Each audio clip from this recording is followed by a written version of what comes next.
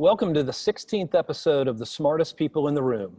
If you've been following this series, you understand what we are doing, celebrating incredibly smart, accomplished music industry executives sharing their stories of their careers, their lives, and anecdotes about their past, present, and future. And if you've been paying close attention, you've also seen me broadcasting my portion of these events from some very interesting rooms. Today, we've nailed that on all counts. Before we get started, let me take care of some business. First, to the audience, please feel free to introduce yourselves in the chat window. Also, please submit any questions you'd like for Brian and Jonathan to address during their conversation. We will be responding to as many of those as we can. I'd like to thank our sponsors for their support of this event, for without their help and money, we couldn't do what we do.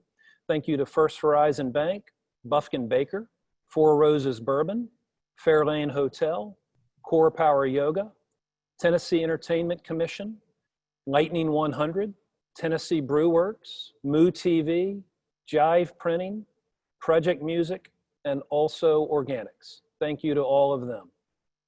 So let's get this party started. Today I'm coming to you from one of Nashville's coolest and most unique music venues, Marathon Music Works. Originally built in the early 1900s as an auto manufacturing plant, Marathon Music Works opened its doors in 2011 as a concert and event venue. With a standing room capacity of over 1,700, it has quickly become Nashville's most prominent mid-sized independent venue. Fun fact about this place, the very last music event I attended before the pandemic was the tornado relief concert that took place here on March 9th. The last time I was in this room, it was packed with 2,000 people elbow to elbow, and man, do I miss those days. I know you all do. By the way, that event was produced by Radio Lightning, the greatest radio station on earth, and it also happens to be housed in this very cool campus next door. This is a campus of old buildings actually called Marathon Music Works. Another cool thing I want to make you aware of, Marathon Music Works just launched a large-scale hashtag Mask Now, Party Later campaign that is encouraging everyone to wear a mask and follow CDC guidelines so we can safely bring back live events sooner than later.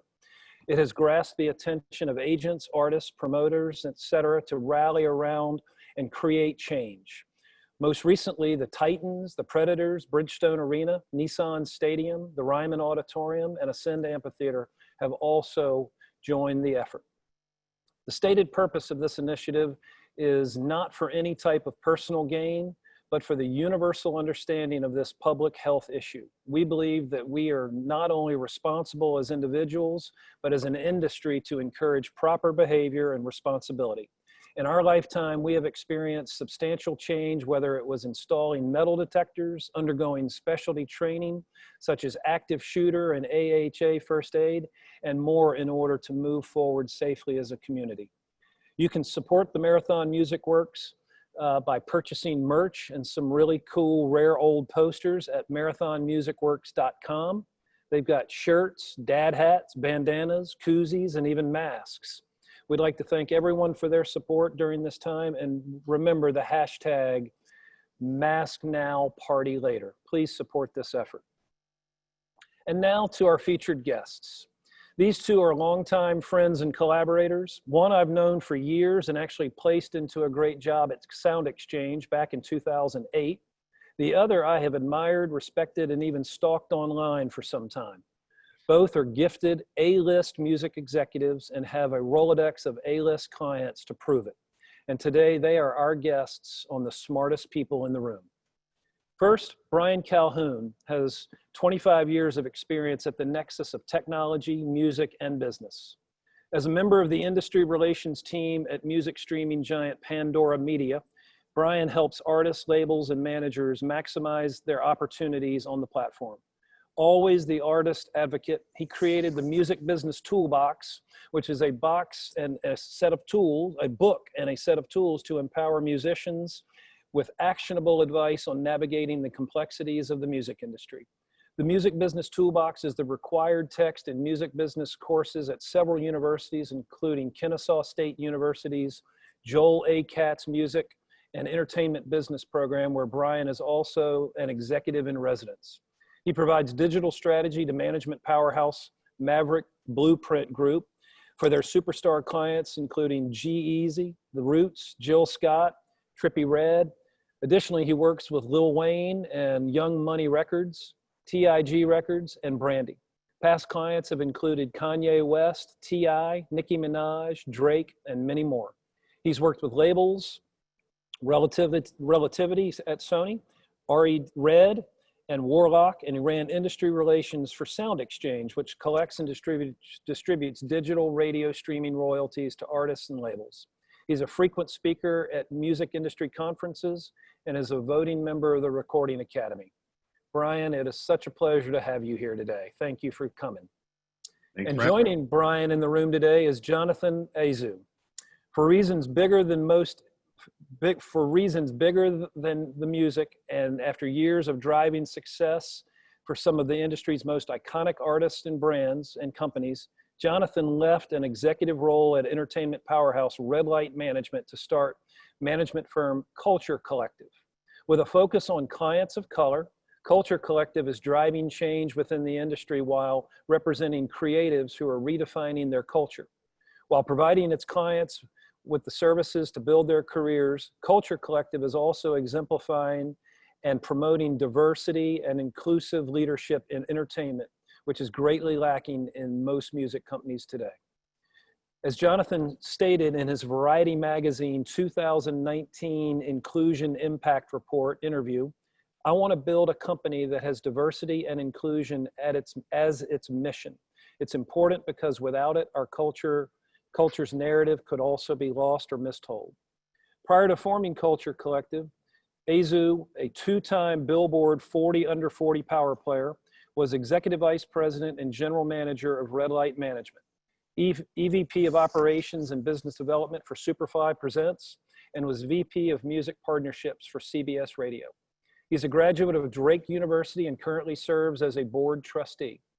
In his career, Jonathan has overseen the development of many notable artists and brands, including Anita Baker, Emily King, Corey Henry, Luke James, Michelle Williams, Miguel, Kool and the Gang, Lecrae, Leon Thomas. Also, Outside Lands Music Festival, Bonnaroo Music and Arts Festival, and many more. Please welcome these two music industry rock star executives to this version of The Smartest People in the Room. Take it away, boys. Thank you. Appreciate it. Thanks, Tom. As I said in my post, I feel like more like the luckiest guy next to the smartest guy in this room, next to two smartest guys in this room, I guess I should say. Man, please. I think I said something similar. It's like, they say, if you're the smartest person in the room, you need to find a different room. Well, I don't have to leave this room, man. As long as you're here, I'm gonna stay in it, so I can. You can always put me up. You always put me up on game, so I'm happy to be here. Yeah, and I was trying to think when we were asked to do this when we first connected, and it's one of those things where we've been friends for so long that I can't even quite place where we connected. I think you may have been at Sound Exchange, but my favorite memories of our relationship have been sitting at the Four Seasons at South by Southwest in Austin, and I'd see you in the lodge, in the lobby bar around happy hour time, and we'd be recapping our day. Well, who'd you meet with? Yeah. Who'd you meet with? What interesting thing have you seen? What conversations are you hearing? Like, what's the cool technology platform out there? So I always appreciated that about you, that you were just so tapped into what's next. Yeah, man. And likewise, I think it's, I like to be around people who are, inquisitive, and really looking to try to sort of like, always trying to continue to crack the code. I mentioned, I did a conversation that was posted yesterday for Jason Jeter, who was TI's manager, business partner on he has a cool initiative called Heavy Sound Labs.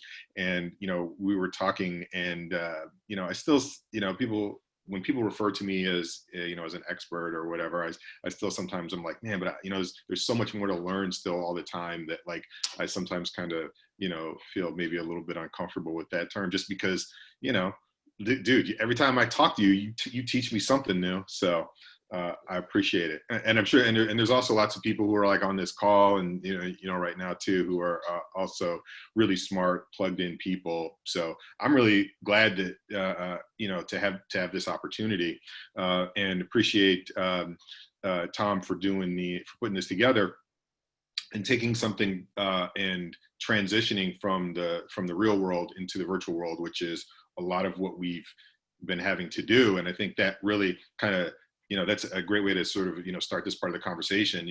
Jonathan, what are you doing and what are you seeing needs to be done in order to be able to help push the careers of your clients forward in this time? It's interesting because it's this whole thing, the COVID and all the other things happening in the world, but ultimately COVID took us by surprise. And I think, we always kind of have this like pre-COVID, post-COVID book, timestamp in our heads. And I had artists in Asia at the time, and I had tours that were getting ready to go out, and we had to readjust very quickly of what we were going to do. And now that we're looking at the rest of the year, right, even into top of next year, I think we can all comfortably say we at least we know what we're dealing with, and we need to now navigate around it. Today is the first day of school for my young child, and it's been much smoother than going online than it was last semester, where it was like, oh, what are we going to do? We got to get these kids online, right? So now it's about what you want to do at that time. So that's what I've been stressing to my artists and colleagues is, use this time wisely to plan around knowing what we can all kind of predict the world is going to look like.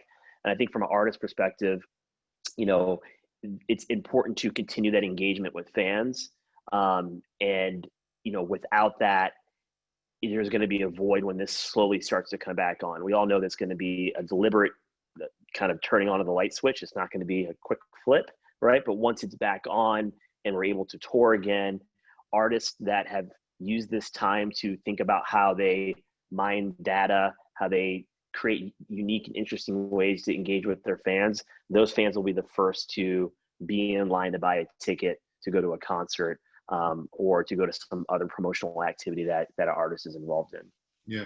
So, one of the things we were talking about in advance of this is looking at different sort of levels of artists and how they're able to handle it. So if you are a smaller artist that primarily focuses on touring, that's much different than if you're a superstar artist that has the ability to at least continue to record and release music, even though you're not necessarily touring.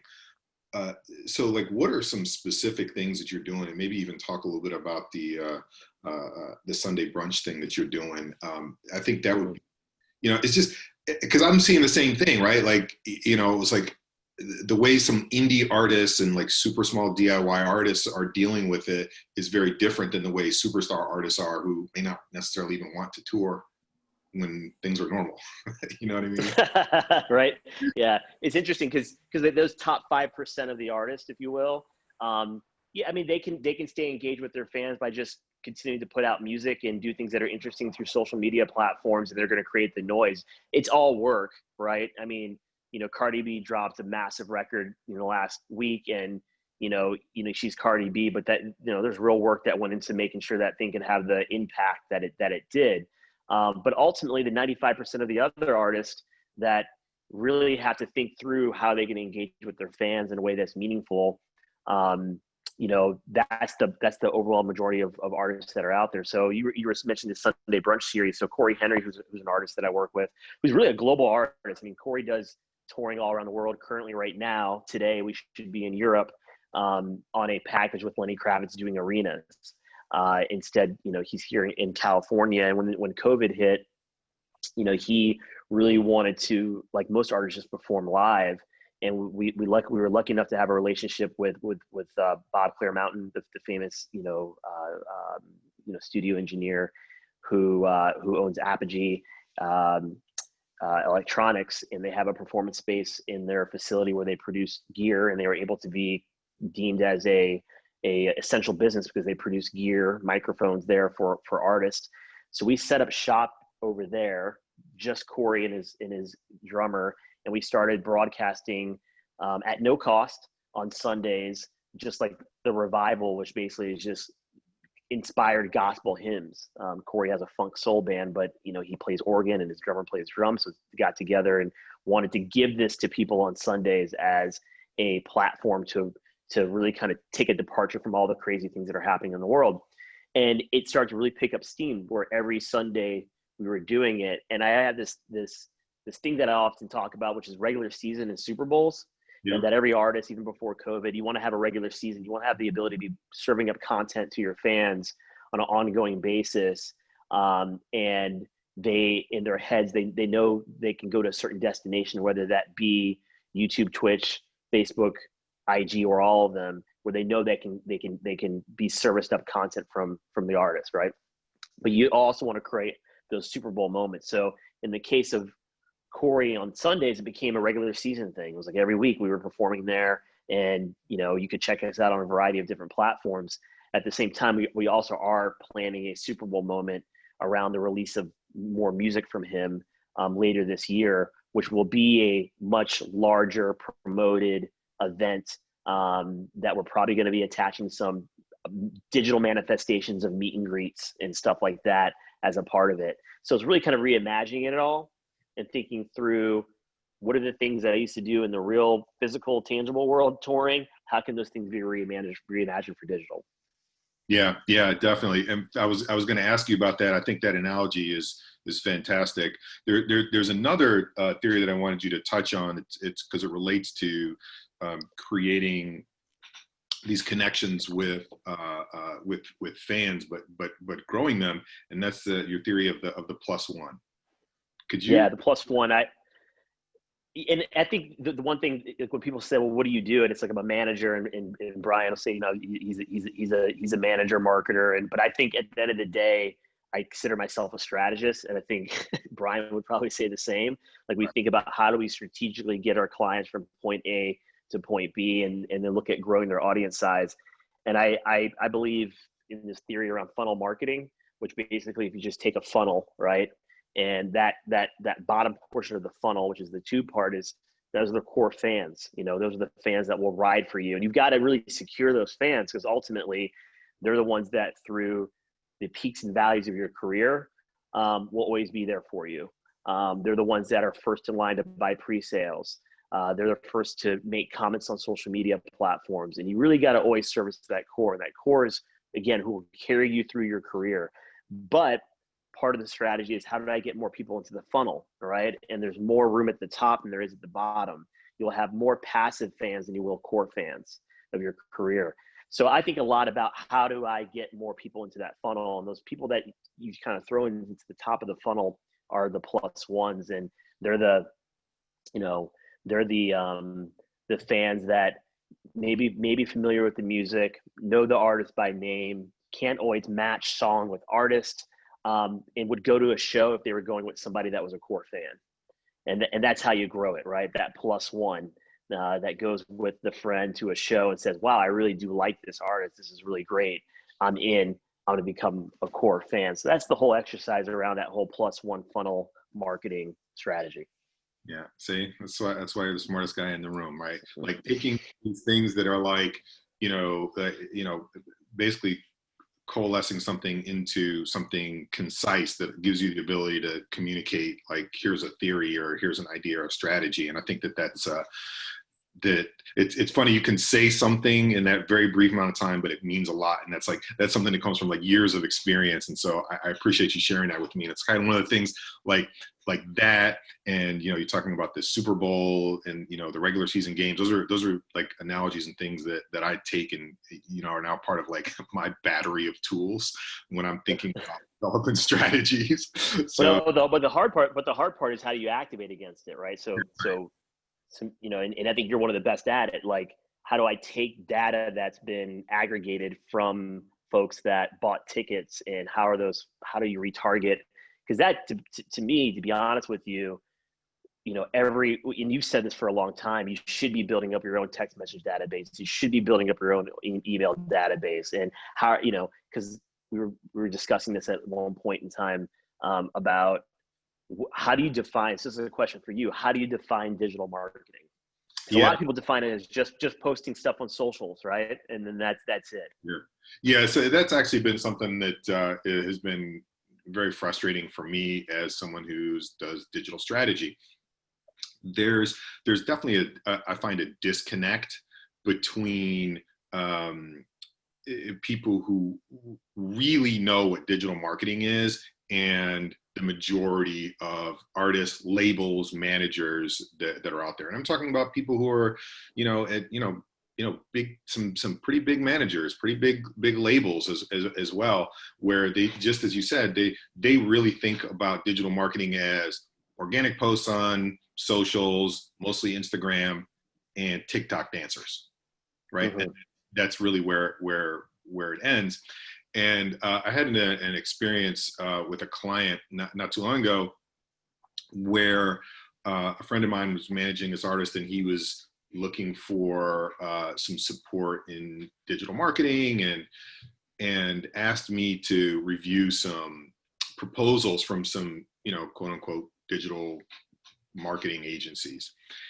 And looked at the proposals, and lots of pretty pictures, and they looked great. And when I ultimately got on the phone and talked to these people and started like walking through like what they actually would do, it was they would make posts. That was really it. They would make posts, and they would work with an influencer agency separately. Like it wouldn't even be them. It would work with an agency to go get people to make posts on Instagram and TikTok. And that was really the extent of it. And when I think about digital marketing, I really break it down into like these sort of like core components, especially if you're thinking about the release of a record. So you have what you're doing with the DSPs, right? So all the DSPs. Then you have what are you doing with respect to the social platforms, social channels, the Facebooks and the Twitters and Instagrams, and YouTube sort of crosses the line between a DSP and a social channel, right? They're sort of sitting in the middle of it. How are you building? We were talking, data, like collecting data, right? But then making that data actionable. So how are you collecting email addresses, cell phone numbers, getting people to be able to retarget so that you can then run an advertising campaign? So those are like sort of like the big sort of, I think, buckets that you need when you're thinking about a digital marketing campaign. You need to put things in those categories. And, quite frankly, it can be whether you're talking about a tour, a festival, so whatever, some kind of live experience, a new release of music, selling merch. I mean, there's things across all, you need to address those things on all of them. And they all sort of work together. And in the digital marketing, whoever sort of is heading your digital marketing, you need to, you need to be coordinating your efforts with the other members of the team. So obviously the publicist and the manager and the label, if they're involved, to the level that they're involved. But I have found, unfortunately, that a lot of people don't think about it in that way. And the same client, his label was, sort of, talking about the success that they've had using this very well-known ad agency, running ads for them for their video.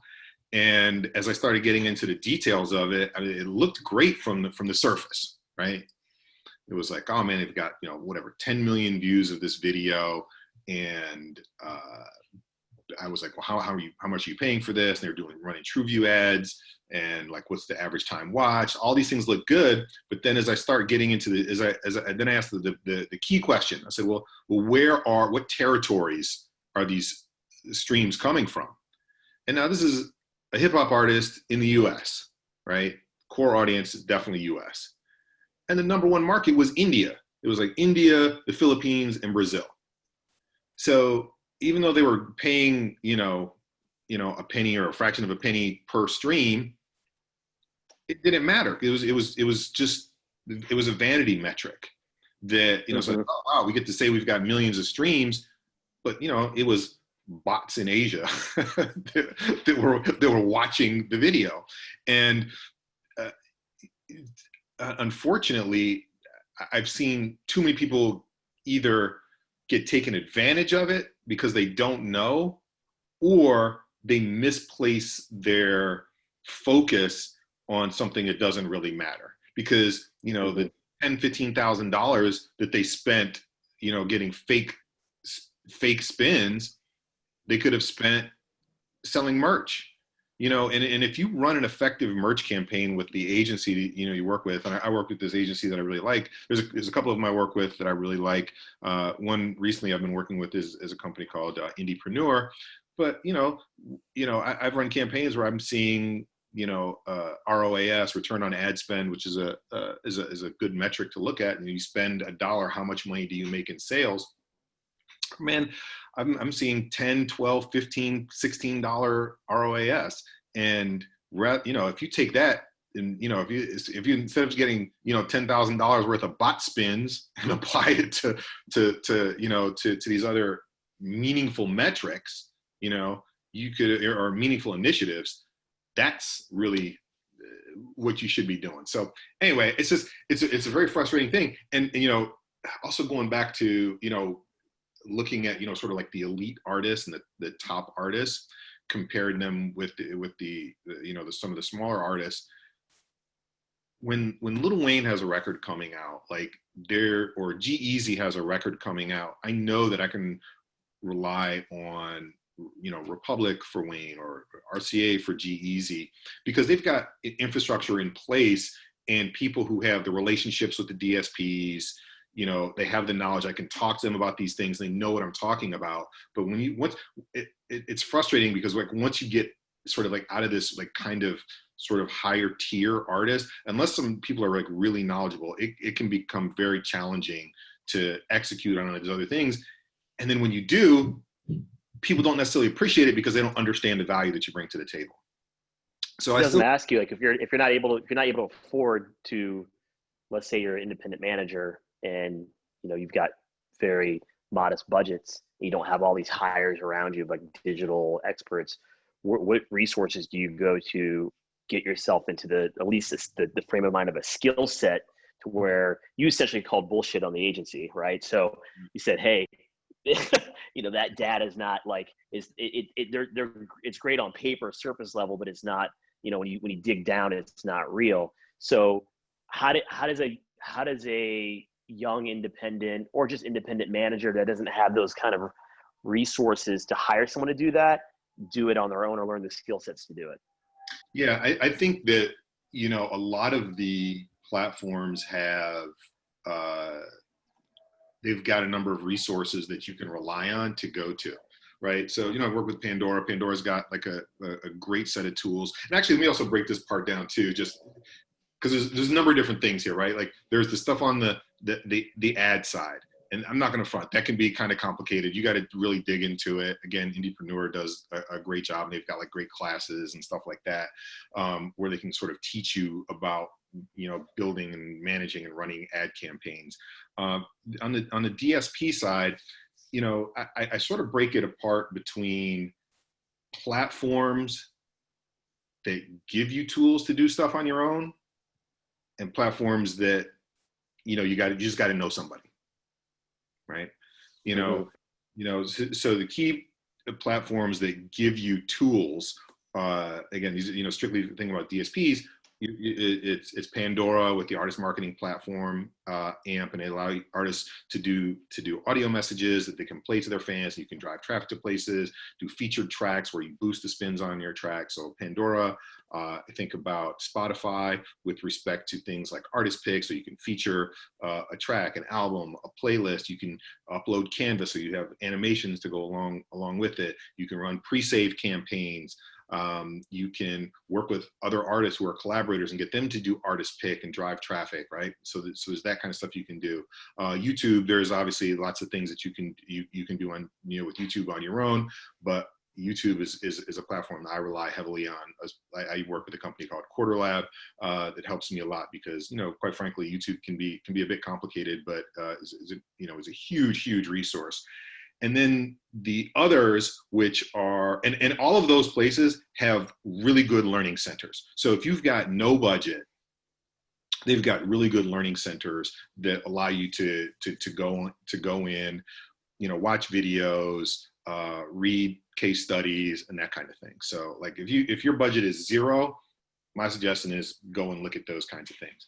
And then to the extent that, for the other platforms where you kind of got to know somebody, that's where you got to rely on the distributor, especially if you're a smaller guy, but even then you need to be able to say, hey, CD Baby, DistroKid, TuneCore, whomever it is, look at the success that I'm having, and here are the things that I'm doing, and updating them so that they can reach out to the DSPs. Like you and I are fortunate, right? We're in positions where we know people at these places, and we can make the phone calls and find out about marketing opportunities and so forth.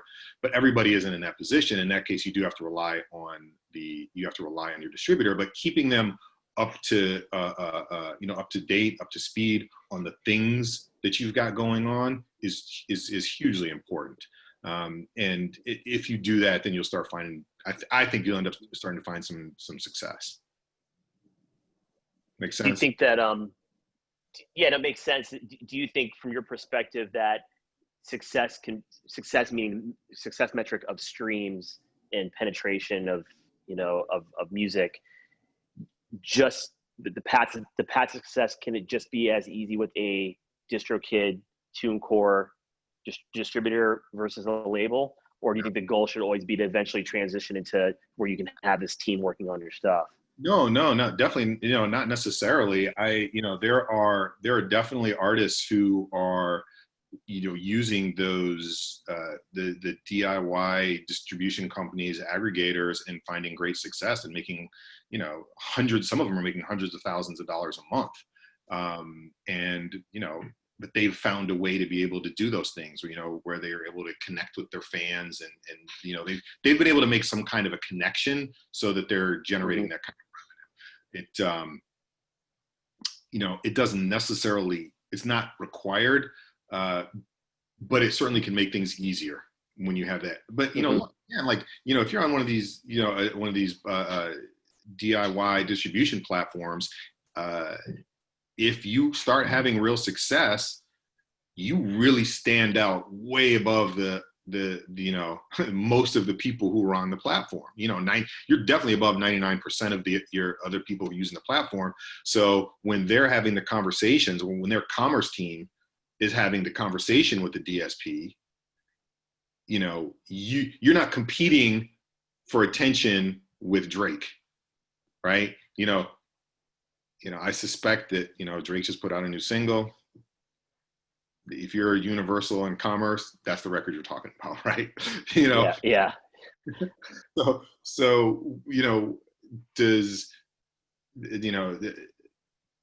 the DIY artist who has a little bit of success, because most of the artists have little, there's not much there. If you start to get a little bit of traction, it becomes a great story for those companies to have DSPs. I see somebody's in our chat from Twitch. I think it was Twitch for Musicians, but you and I have talked a little bit about Twitch. It's interesting. So just to give you why I think Brian is the smartest guy in the room. Years ago when I was in the festival space, I got to know a guy that had started a platform called Justin TV, and I kind of lost track with him, because I think he shut it down. And then he went on to create a video gaming platform, which was Justin Con, which was Twitch, right? So I lost track of him, but Brian stayed next to it, and obviously was really one of the first executives that I really knew of that was like, you really need to look at this platform. It's going to be more than gaming. It's going to be bigger than gaming.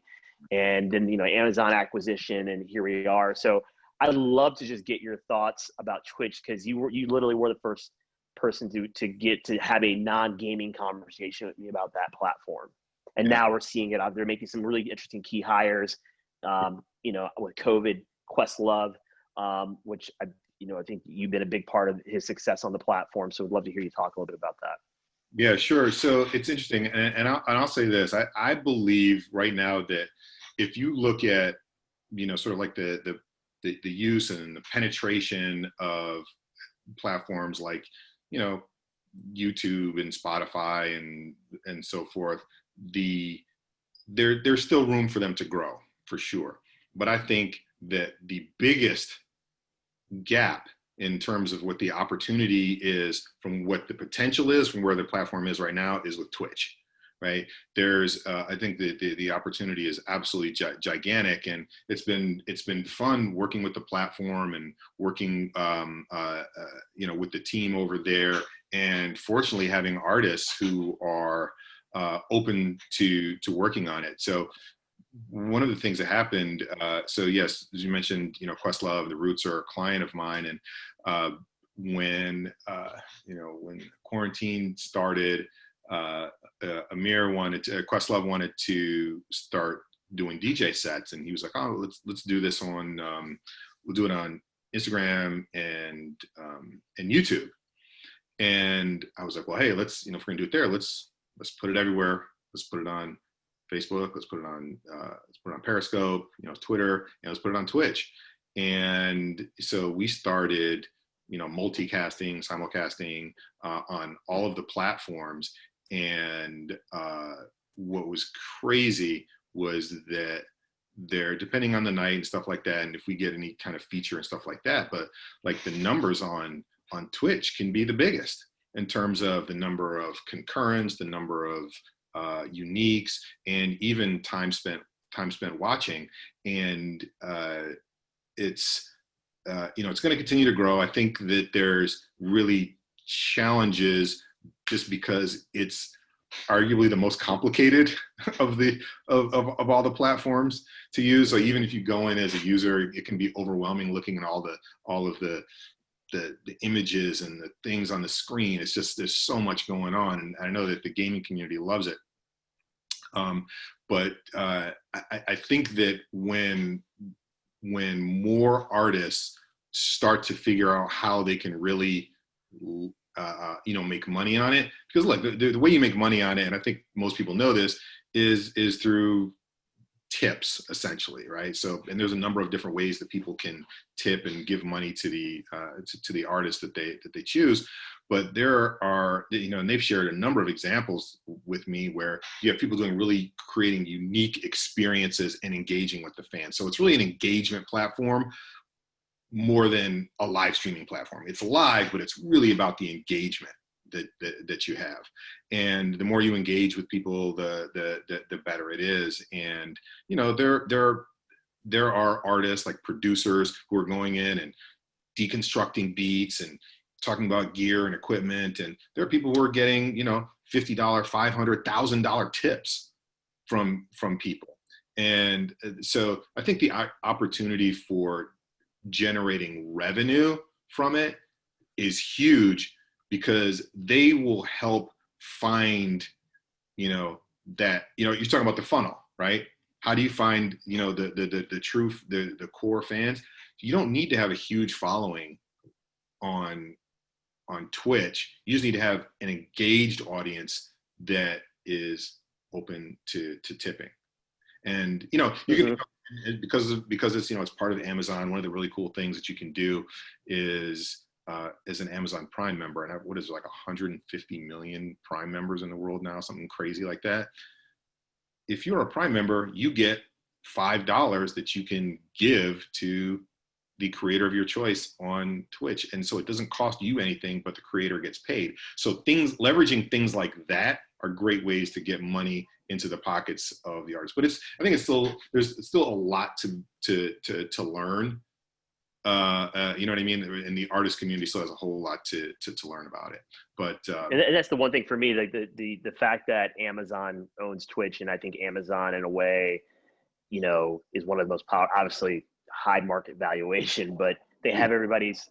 When I say everybody, I don't know about everyone watching's household, but I mean the UPS person's constantly at the house right now, dropping off Amazon boxes. So it's like, if you have everybody's credit card information, what their purchasing behaviors are, which means that you can easily break down to the psychographic part, right? I can, if you buy these products, I know where you're at in your life. I know the other things you may be into. You can easily serve up, you may like this content as well.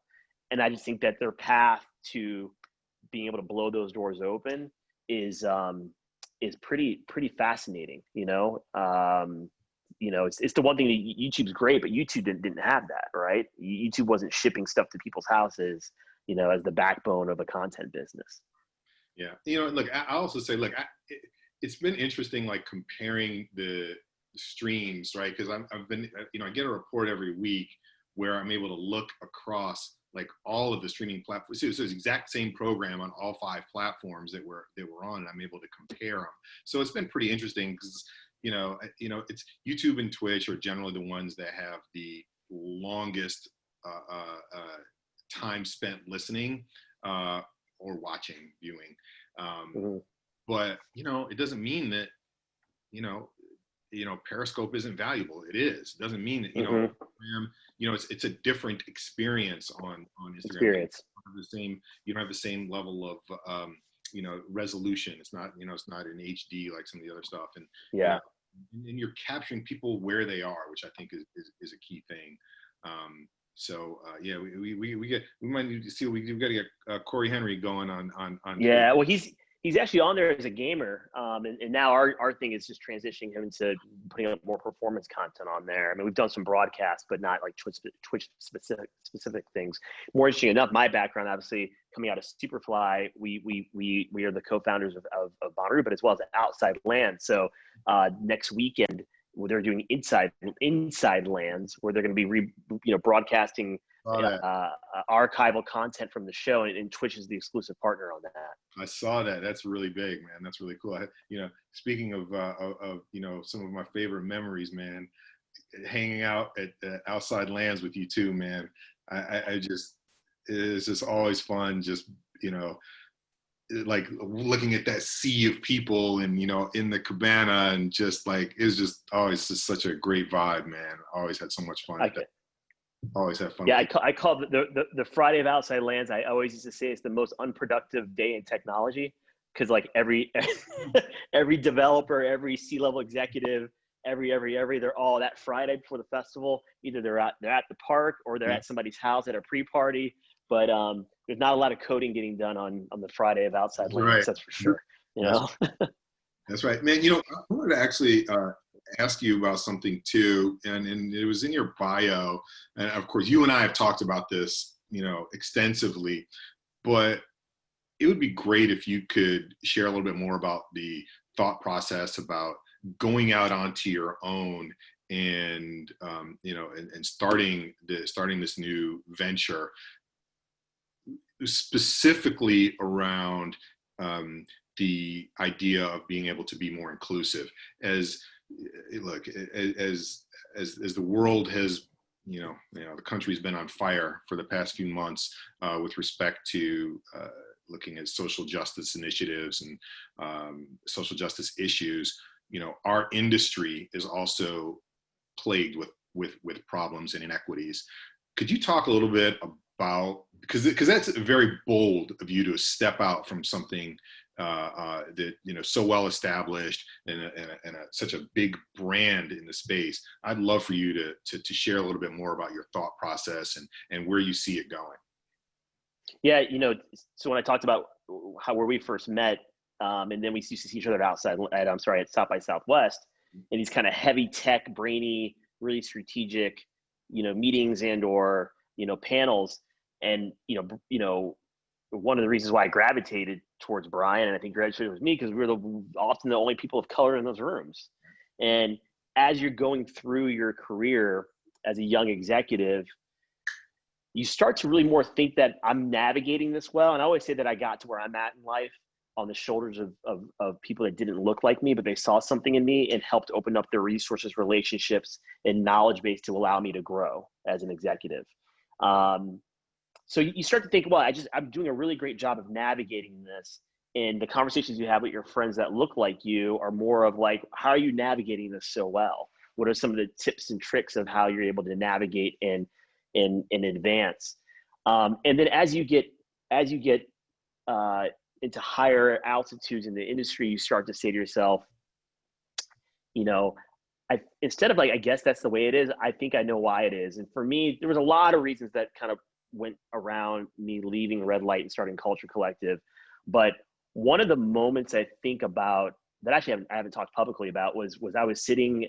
So when I first started my career, I was hired out of, not shortly after college, I was hired to come to New York and work at CBS Radio for David Goodman and John Sykes. And John Sykes was at that time CEO of CBS, and you know, he was taking the 180 radio stations and doing a lot of really interesting things with them. And you know, John has a marketer's mind, and he's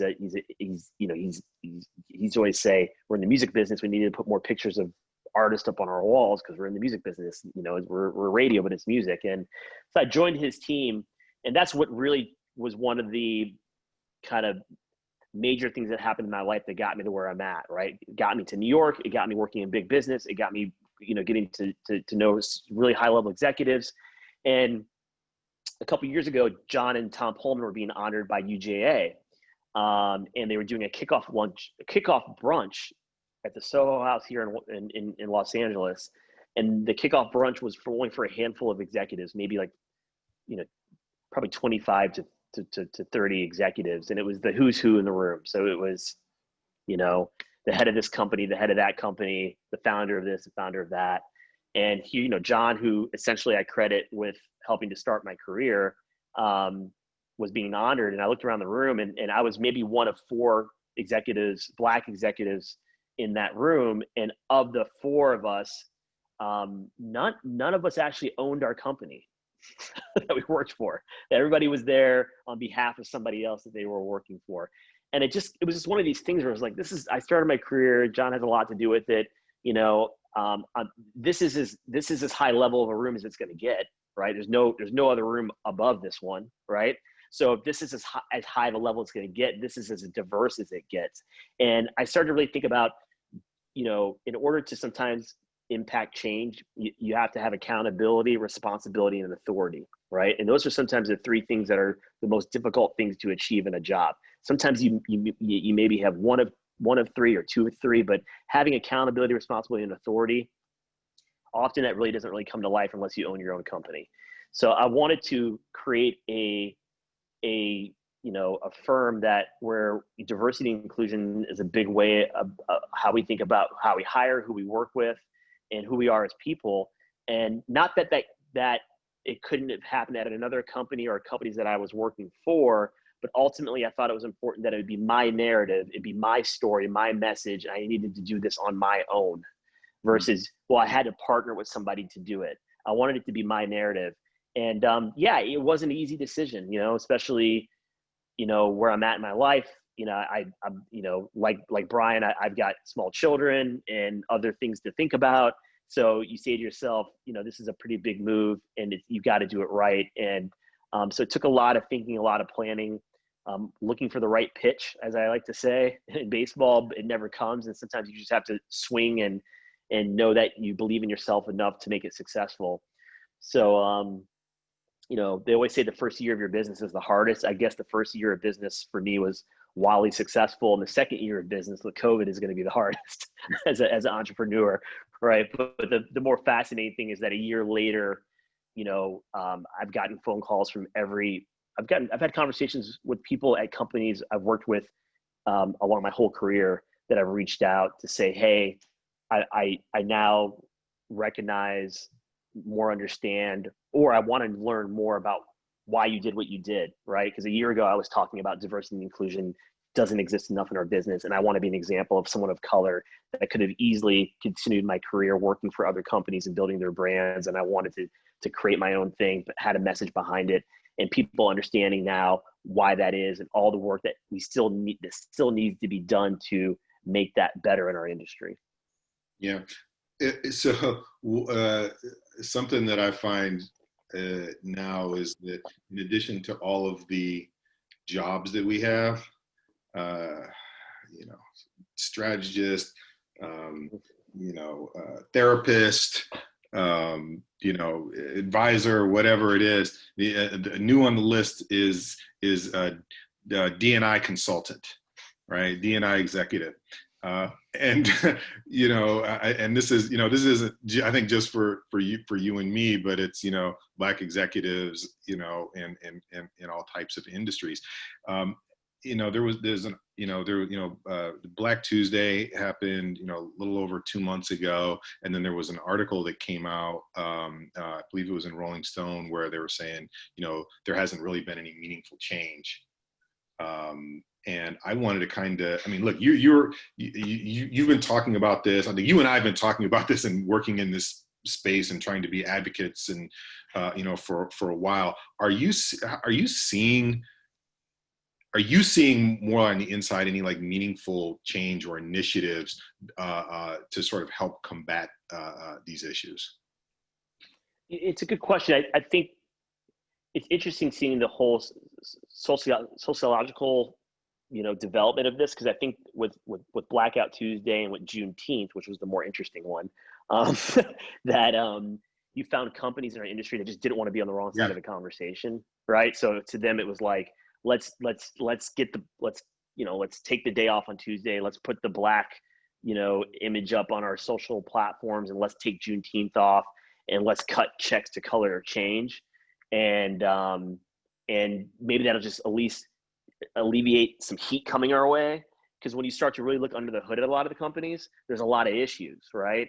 And I almost would rather, I in a weird way, I appreciate people in life that are blatant about their feelings and positions on things such as diversity and inclusion versus masking themselves as a supporter or a believer in it just to not be on the wrong side of the conversation, right? If on Friday you're saying, company, we're going to be taking Juneteenth off in recognition of the movement.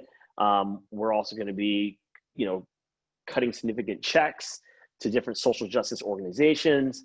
But on Monday morning, we're going to hire how we hire. We're going to think how we think, right? We're going to promote how we promote, knowing that we're not the problem because we're part of the solution because we did those things on Friday. That's more hurtful, right? Yeah. That's more hurtful to movement. Yeah. I totally agree with you. One of the things that I've seen that I'm not sure that it's fair to say that nothing has happened in the past 2 months. I can speak, look, I've certainly, from the inside working with Pandora and Sirius XM, they've made I think they've made some very serious commitments to the staff and stakeholders to make some fundamental changes.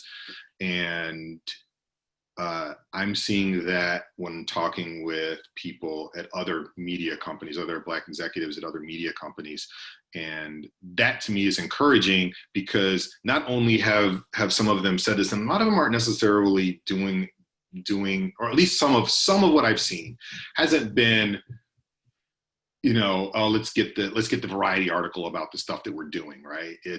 But they're doing, but more importantly, there's a few people in the rooms like you and me that are working with the executives to try to hold them accountable to the things that they've said. It's like, hey, you said this 2 months ago, where are we? Where are we with respect to, making changes with respect to hiring or getting the D&I executive or making contributions to the communities from where these artists come from? Because look, we talk about hip hop being the biggest genre, the biggest genre. And one of the things that is frustrating, and I'm sure you've heard me say this before, it's like, you see on one end, you see the, music being created by Black artists, and then on the other end, it's being consumed by Black consumers and setting trends and driving culture.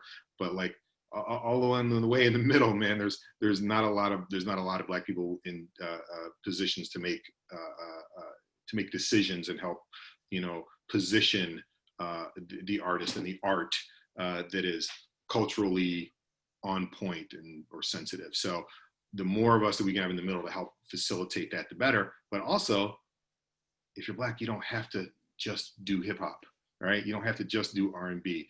And I think that's something that a lot of executives we're still dealing with. But anyway, There's a great article. There's a Billboard article this week about blacks in country music, and there's actually somebody that I have done some work with in the past, who is one of the very few black, if only black, executives at RCA working on country music. And and this was last year. He and I were having these conversations just about how he was navigating it.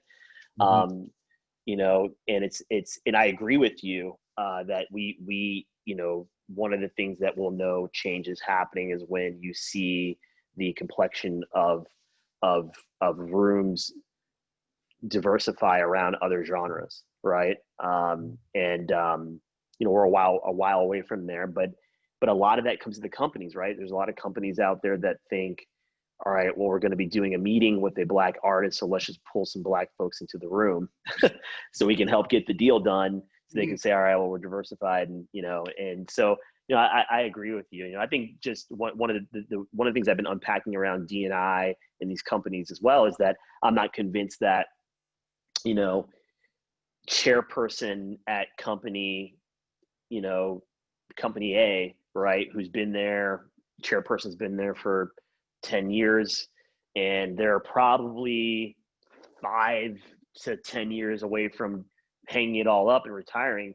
How much do they really want to shake up the things that they need to correct, right? That's why I think compensation is something that a lot of these companies, especially the bigger companies, need to look at. Diversity and inclusion should be tied to executive comp. And if you don't hit these metrics or these goals, that impacts your compensation. At the end of the day, if a company says, you know, we're gonna, you know, and I'm using Live Nation as an example. I don't know this for a fact of whether or not the goals that Michael Rapino's talked about are tied to compensation, but ultimately, if they don't hit those goals of diversity on the board that he's publicly talked about, diversity of vendors, et cetera, what is the implication that they don't get to it, right? Yeah. Typically, it's we'll try harder next year, and that's not going to work. That's right. I agree. And we only have a few minutes left, but I wanted to make sure that we got into a little bit of forecasting. So you've already mentioned, you know, sort of like what you think about 2021 and like coming back with respect to live performances. I mean, you've always, you know, ever since I know you've had a lot of foresight, and you know, I'd really, you know, it's a pre-COVID, we're in the middle of COVID. Give me a little bit more insight of what you think the post-COVID world looks like. I mean, you already mentioned the artists who have the ability to use this time to build their connections or maintain and grow their connections with fans. When the world opens back up, they'll be able to go to those people, which is a really smart way to think about it. What do you think the future really holds? I mean, like, you know, will touring ever be the same as it was? Will festival going ever be the same as it was? Yeah, just what are your thoughts in general about that? Yeah, I think that from a touring perspective, I predict that in the touring is I had a conversation with you know, I fly a lot. American Airlines called me yesterday saying they're kind of like, hey, just checking in, you know, because I haven't flown in 3 months. So they called me, and I was talking to the person. He said, well, you know, we're in Dallas, Texas, and they're starting to do shows here. And I said, well, understand that there's doing shows in a local market and is doing a tour efficiently. And that's that whole Swiss cheese tour of like not being able to play adjacent markets and you know, and really build a P&L to where you come out on the back end of the tour profitable, that those are going to be hard to come by in the United States until end of next year. And I'm pretty convinced of that, you know. You know, will shows happen, especially going into 2021? Yes. Will a 35, 50 date US tour happen? I don't know, because one of the challenges with this virus is that, you know, we can isolate it. We can isolate certain cases, you know, or, you know, regions, but we're not locking down state borders. So at any point in time, you know, it's just the way the virus works, right? So I don't see that happening in the US till late next year, where you can really put together a large scale, efficient tour. However, I do see the possibilities of it happening overseas. I do see the possibilities of us being able I have some dates on hold for an artist in Japan in April, along with Australia and New Zealand. I think those are possible. I mean, New Zealand's having a really, really great run right as of recent with the virus. And so now the bigger question is, will we be able to go to those places? I was about to say, I was literally just about to say that though, because I have a friend who was contemplating going there, and he can go, but he and his family would have to live in a hotel for 14 days as soon as they land. Like, you get off the plane and they take you straight to a hotel, and you have to stay there quarantined in a hotel room for 14 days. So, you know, and it's going to be like $7,000 in addition to it. So do you have 14 days to live in a hotel room? Yeah. And that's the tough thing about it. Like, you know, my mindset is that also the artists that can perform in more, let's call it 500 to 1,000 cap rooms, where you can do mitigation in those rooms. You can do 50% capacity, 2 shows a night. Maybe the shows are shorter. They're 1 hour and 15, right? A show. We'll have the ability to be able to maybe go to Japan and sit for a couple weeks or a week. You know, testing may change that, right? The ability to be able to have ubiquitous testing, and you can land, you can test before you go, test when you arrive, wait 3 days, test again, do your show. So maybe it's more like a week, but those artists that can sit in Japan and say, all right, we're going to do 7 days of shows, and then move on to the next market. They're, you know, that could become a thing. But yeah, I mean, I have one artist I talked to the other day that's thinking through, do I go and do a fellowship program with a university in Europe, so at least I can be in Europe when the world comes back on board, and I can easily travel in and out of that European city versus the United States. My wife, who's Costa Rican, we're trying to get back to Costa Rica so she can see her father. You wouldn't believe the paperwork we're going through right now, so I can go with her, or the kids can go with her. You know, she carries a passport, so she's able to go to and from. But you know, it's been difficult. So that's the one thing that I don't know how it's going to shake out. But I really do feel that touring is not going to come back in a large scale well towards the end of next year. But that being said, every artist has really got to look at their own business and think about how they can really build it and reimagine it through digital means. And that's through the things that we've been talking to today. How are you monetizing Twitch? How are you monetizing, you know, merchandise, which I think that every artist really needs to rethink. I mean, everyone sells merch, but you know, every artist should be really thinking about seasonal merch, right? There should be a winter season of merch versus a spring season of merch, and really double down on a merch concept. But most importantly, to your point earlier, utilizing data to make sure you can efficiently market to those folks that are in the funnel, right? That are your core. Yeah. I want to see if we can. There's a few questions in the chat. There's a lot of stuff in there. I'm trying to parse it out. So, Jonathan, I don't know if you see some stuff in there you want to answer. I'll answer one real quick while you're looking.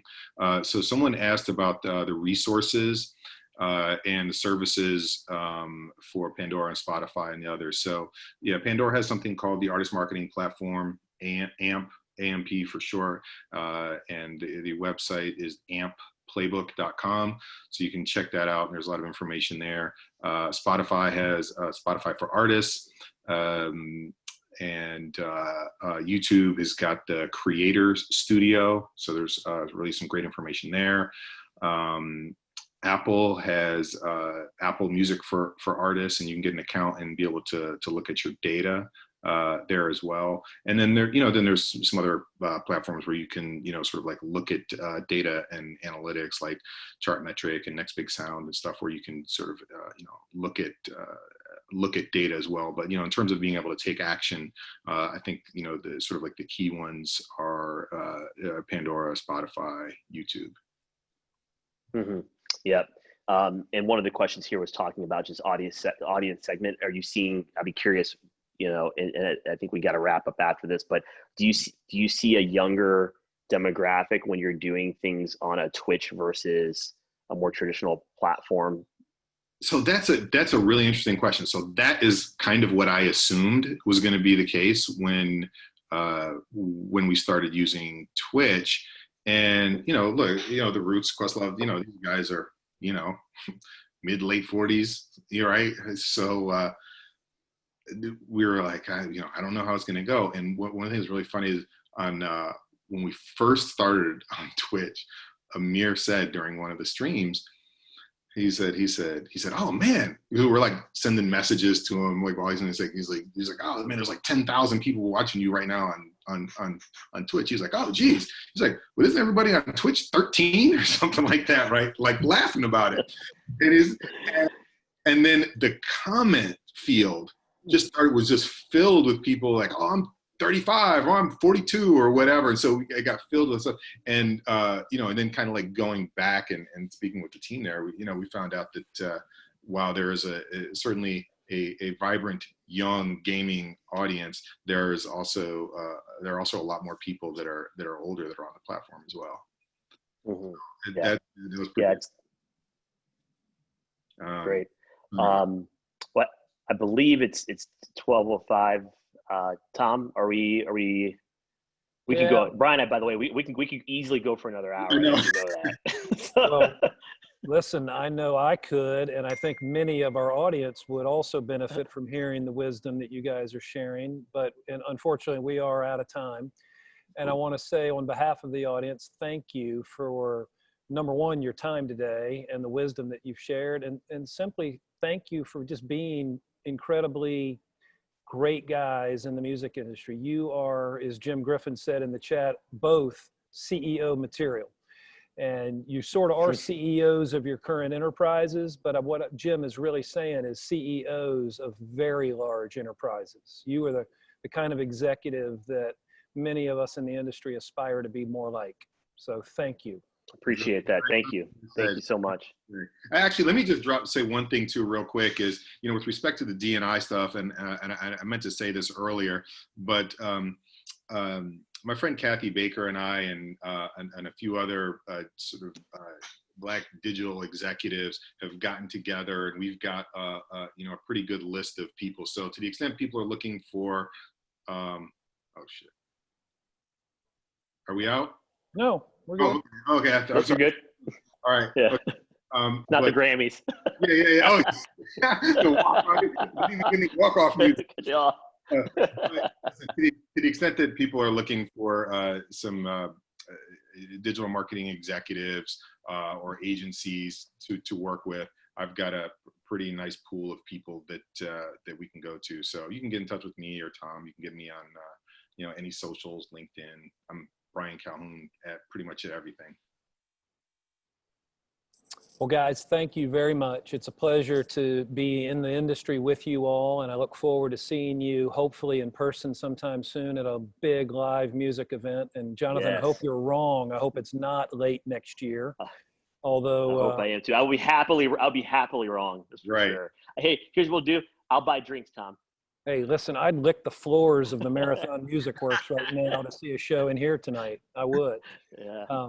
But folks, next Tuesday, I am thrilled to present two more rock stars in their own rights, joining us as our guests on The Smartest People in the Room, Deborah Maness-Gardner and Kevin Cassini. Deborah is the queen of clearances, and she's going to share some of her wisdom about how she has helped create some of the most incredible mashups in the music industry. Kevin is an attorney in the industry, and I promise you're going to want to sit in on this one. It's going to be great. Meanwhile, folks, let me echo what I said at the top of the show, and that is wear one of these. It's a mask, okay? You can find them anywhere, and the sooner you wear one of these everywhere you go outside, the sooner we all will be back in live music rooms soon. So there. Thank you very much. Stay safe and healthy, and we will see you on the flip side.